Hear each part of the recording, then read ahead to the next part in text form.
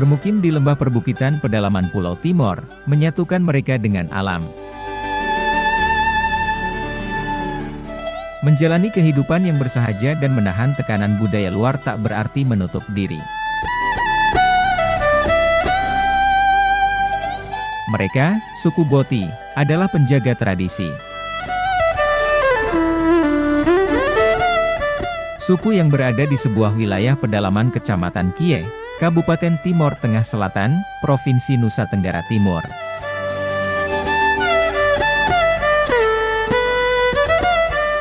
Nama Benu adalah Raja suku Boti, yang dalam bahasa Dawan, disebut Usi.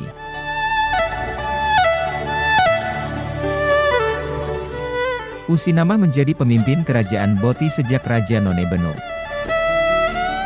Ayahnya nama Benu, wafat pada tahun 2009.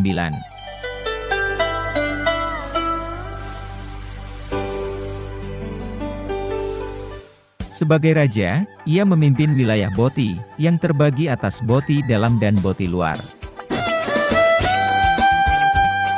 Wilayah Boti dalam, dibatasi pagar kayu, dengan penduduk berjumlah 316 jiwa, yang terdiri atas 76 keluarga.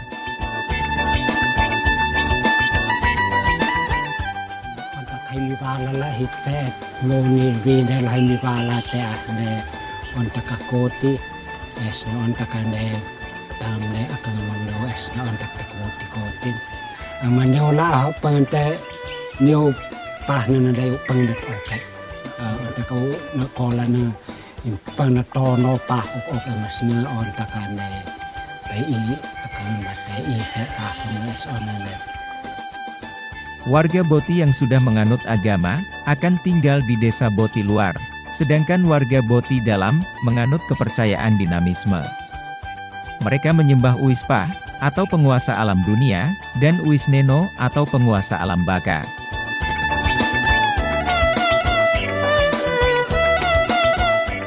Meski tidak menganut agama, masyarakat Boti dikenal jujur, dan memiliki cara unik dalam menyelesaikan masalah sosial.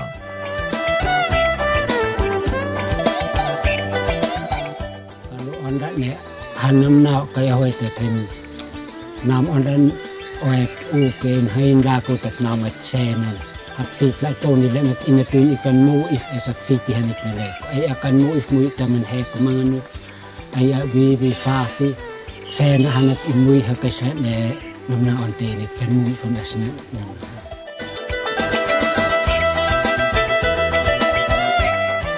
Selain itu, latar belakang pendidikan formal menjadi pembeda warga Boti dalam dan Boti luar. Warga Boti dalam diperbolehkan mengikuti pendidikan formal, dengan konsekuensi harus keluar dari wilayah Boti dalam. Suku Boti melalui raja yang memimpin memiliki kebijakan dalam hal menyekolahkan anak. Keluarga yang hanya memiliki seorang anak tidak diperbolehkan menyekolahkan anaknya. Namun keluarga yang mempunyai lebih dari satu anak, wajib menyekolahkan salah satu anaknya, sedangkan anak yang lain harus tinggal di Boti dalam, untuk meneruskan tradisi.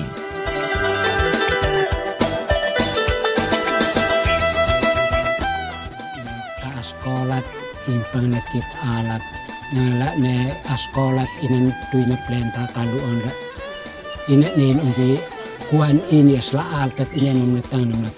Yo masat pangatla ne kuan da ini mai na alat onda me ya tele I na kalu onda I ikan hi fa plenta mai no ne te na tanam na yo I masat nawat onda impion na ka plenta so mas nawat nit onda es mo tat ne sin okay hanit hi sin okay. Sesungguhnya suku Boti merupakan suku asli daratan Dawan atau orang Timor. Mereka adalah keturunan suku Amanuban Timur, salah satu dari 3 suku besar di Pulau Timor. Jadi kalau kita mau bicara tentang TTS, TTS ini ada 3 suku besar. 3 suku besar ini terdiri dari suku Amanuban, suku Amanatun, dengan suku Molo. Kalau Boti itu termasuk kerajaan Amanuban. Tetapi Boti ini dia satu, dia bentuk satu, dulu bilang Temukung, tetapi sekarang bilang desa. Jadi dia dikatakan desa Boti, tapi satu suku ini dia tidak bergabung dengan suku lain. Artinya orang-orang di Amanuban. Dia tersendiri di Boti. Dengan budayanya unik sekali.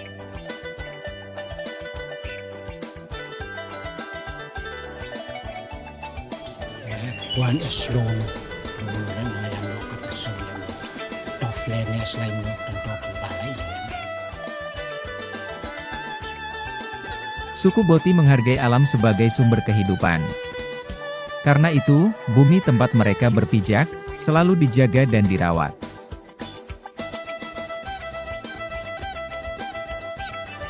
Seusai musim tanam, warga Boti dalam dan luar melakukan kerja bakti membersihkan sumber mata air. Contoh bikin unau ini on di nak nak kau ini nau nani nak kalu contoh nang on funan on la ayo hentoh kembali di sana oenu sen hau hanati ne tahaf oe tak son etno de tuina ne oe hatat paloli oe tamas ni Hemin neno la ai on tak hemi sana oe yang sen hau do. Bagi suku Boti, merawat alam, sama pentingnya dengan menjaga tradisi. Keduanya tidak terpisahkan dari jati diri mereka sebagai orang Dawan.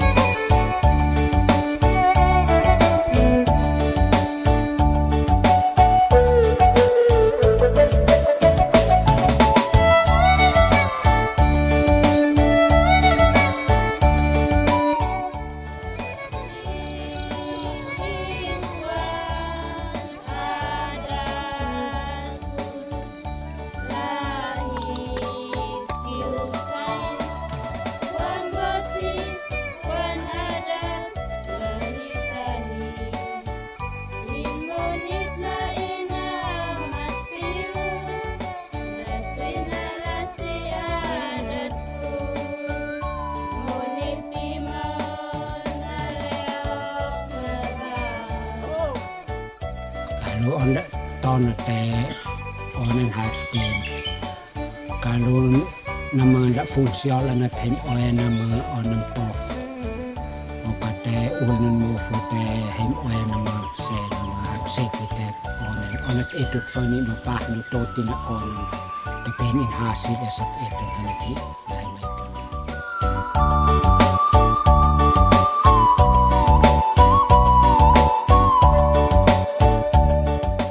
Awan hitam menaungi langit desa Boti saat Usif Nama Benuh memimpin ritual menanam pohon. Musim hujan adalah musim bercocok tanam. Kali ini Usif Nama dan para lelaki Boti akan menanam pisang serta ubi jalar.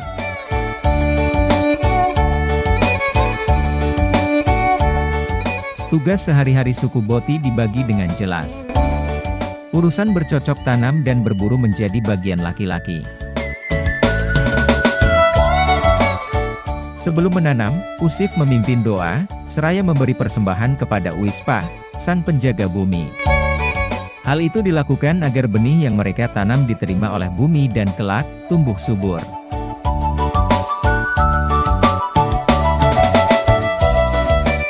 Meski hidup di Pulau Timor dengan kondisi alam yang kering dan tandus serta sulit mendapatkan sumber air tanah, masyarakat suku Boti mampu mengolah tanah mereka menjadi lahan produktif. Di sekitar mereka tumbuh subur berbagai tanaman yang dibutuhkan untuk kehidupan sehari-hari. Mulai jagung, kelapa, ubi jalar, pisang, hingga pohon obat-obatan.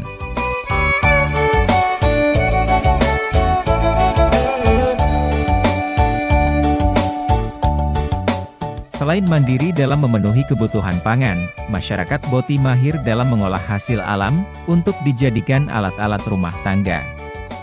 Sesuai dengan pesan raja terdahulu, sebaik-baiknya produk dari luar, lebih baik produk buatan sendiri. Maka, para lelaki Boti rajin membuat peralatan makan dan perkakas yang berasal dari sumber alamnya pada waktu senggang.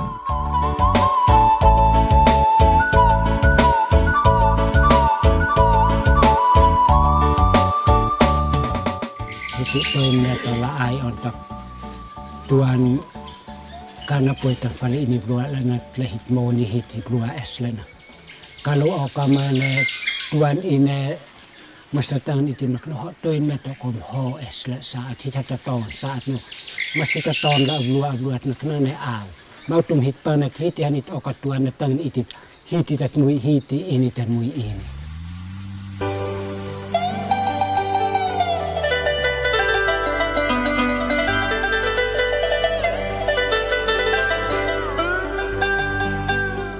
Layaknya orang Dawan yang hidup di tanah Timor, orang Boti juga menjadikan jagung makanan pokok.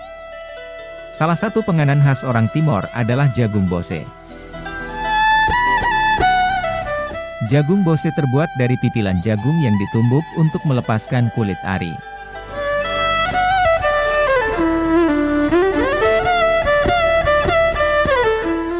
Setelah itu jagung dan campuran bahan lain direbus dengan santan sampai lunak. Jagung bose dimasak tanpa bumbu atau rempah. Karena itu, rasa jagung bose tawar, layaknya nasi tawar. Untuk menambah rasa, mereka menyantap jagung bose dengan garam dan irisan cabai yang disediakan terpisah. Proses mengolah dan menghidangkan jagung bose menunjukkan kemandirian masyarakat Boti.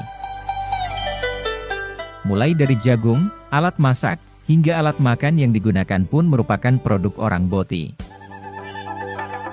Bagi suku Boti, alam telah memberi semua yang dibutuhkan. Untuk itu kewajiban mereka adalah menjaga dan melestarikannya. Selat panat tawa panat pa. It panat lai on lomas na.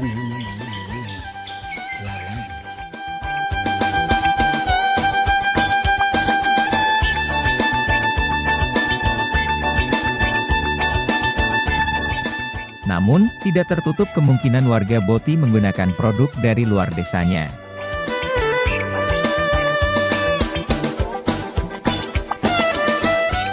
Transaksi jual beli warga Boti dalam dan Boti luar dengan warga desa lain terjadi di pasar mingguan yang dibuka setiap Jumat.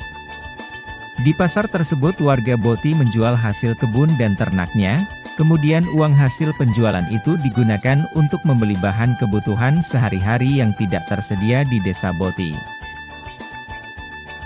Hal ini misalnya dilakukan oleh kakak adik, Salomi dan Katarina Benu. Dua perempuan parubaya itu berjalan kaki sekitar 30 menit dari rumah mereka di Boti menuju pasar mingguan.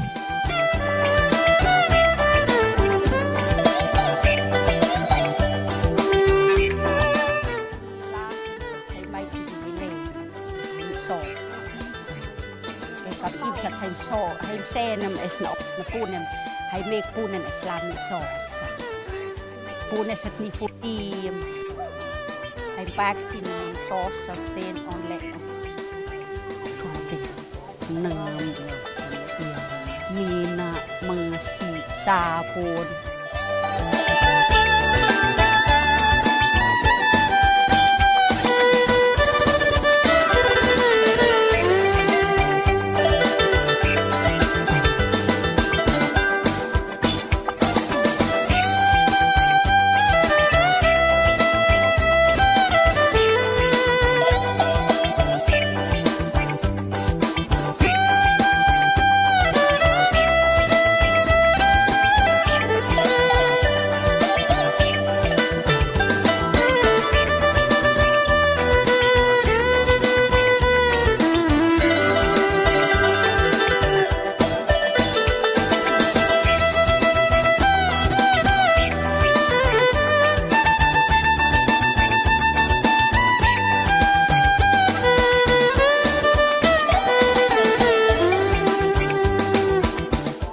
Matahari bersinar terik. Sekelompok warga Boti dalam berjalan beriringan. Mereka melangkah ringan menyusuri bukit di luar pagar desa menuju sumber mata air.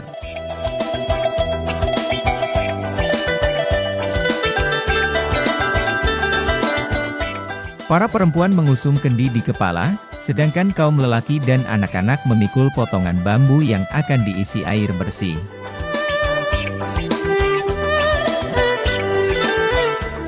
Mereka berjalan sejauh 3 km menuju sumber mata air dengan beban kendi dan bambu yang dipikul melintasi bukit, dengan jalan yang naik turun.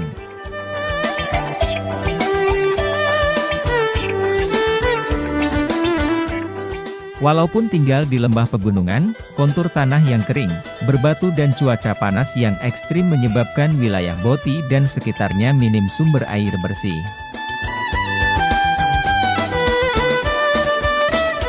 Sumur air tanah pun tidak ditemukan di desa ini. Itulah sebabnya hampir setiap siang, sumber air di bawah bukit ini ramai didatangi warga.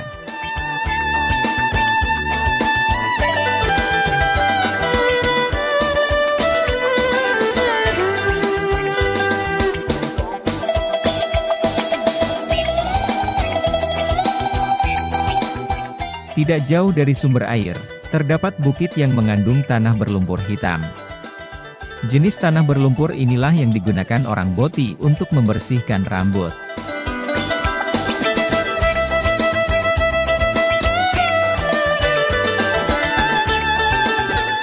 Cara keramas dengan lumpur ini diajarkan turun-temurun oleh suku Boti. Lumpur dengan jenis tertentu ini dianggap dapat membersihkan dan menguatkan rambut. Pria Boti wajib merawat rambut hingga panjang dan dilarang memotongnya jika sudah menikah. Maka, rambut berkonde cepol pun menjadi ciri khas laki-laki Boti.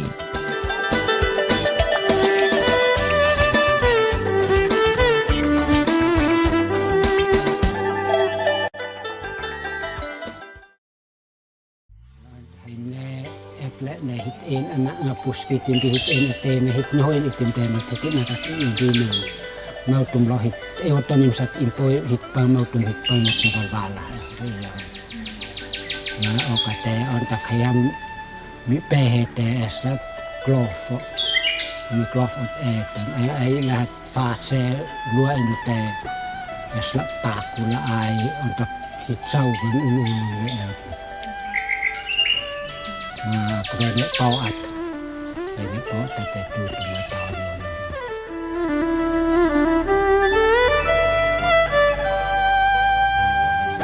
Keseharian warga Boti yang bersahaja, juga terlihat dari pakaian yang dikenakan.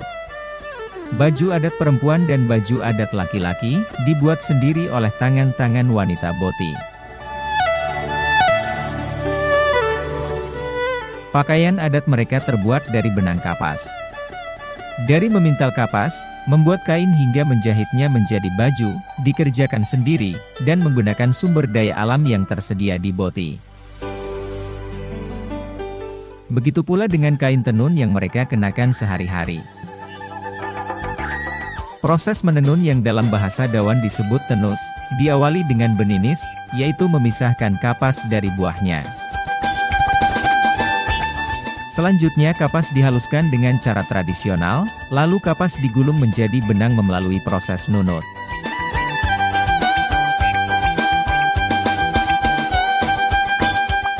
Terakhir sebelum diolah, benang tersebut dipintal dengan proses sunan. Pembuatan selembar kain tenun Boti berukuran besar, bisa sampai setahun.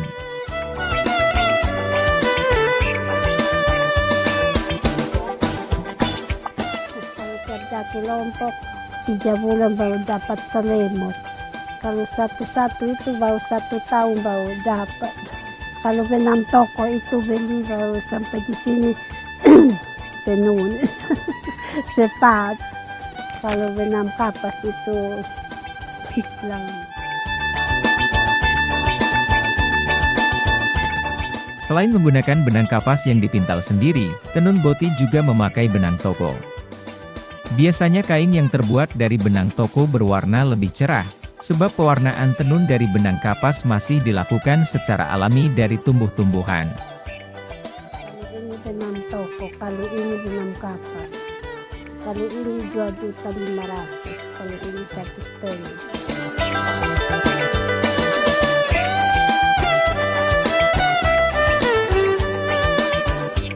Untuk menampung hasil kerajinan khas Boti, sebuah organisasi PKK didirikan di Boti Dalam sejak 1974.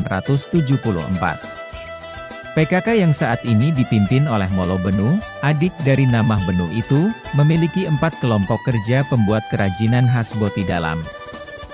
Tenun khas Boti tak hanya menjadi incaran wisatawan dalam negeri, tetapi juga digemari wisatawan mancanegara yang datang ke desa Boti. Orang barat yang datang pisan baru 2 tahun atau 1 tahun datang ambil. Dari Australia, Amerika, Eropa, Kanada, Singapura, Thailand, Rusia, semua negara itu datang. Baru-baru ini Rusia itu masuk. Dia senang di sini baru. Datang kalau tidak dapat pesan, baru tahun depan datang ambil. Ciri khas tenun Boti terletak pada motifnya. Motif tenun Boti tidak ditemui di daerah lain. Ada 10 motif khas yang paling sering menghiasi kain tenun Boti. Semua motif tersebut merupakan penafsiran suku Boti terhadap alam dan makhluk di sekitarnya.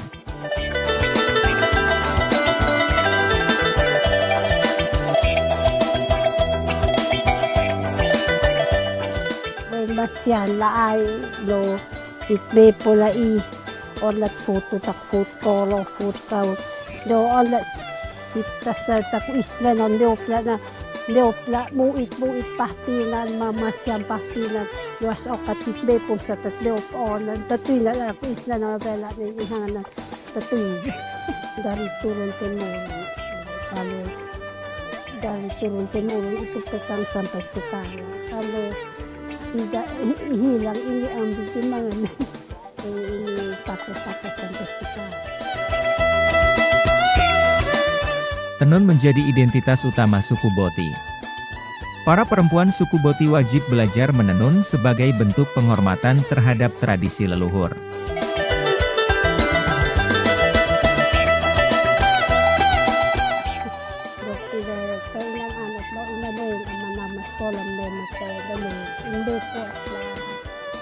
Ay sa plita dito.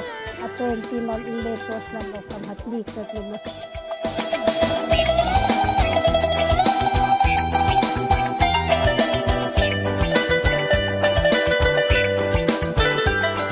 Inilah suku Boti yang memilih hidup bersahaja dengan tradisi leluhur.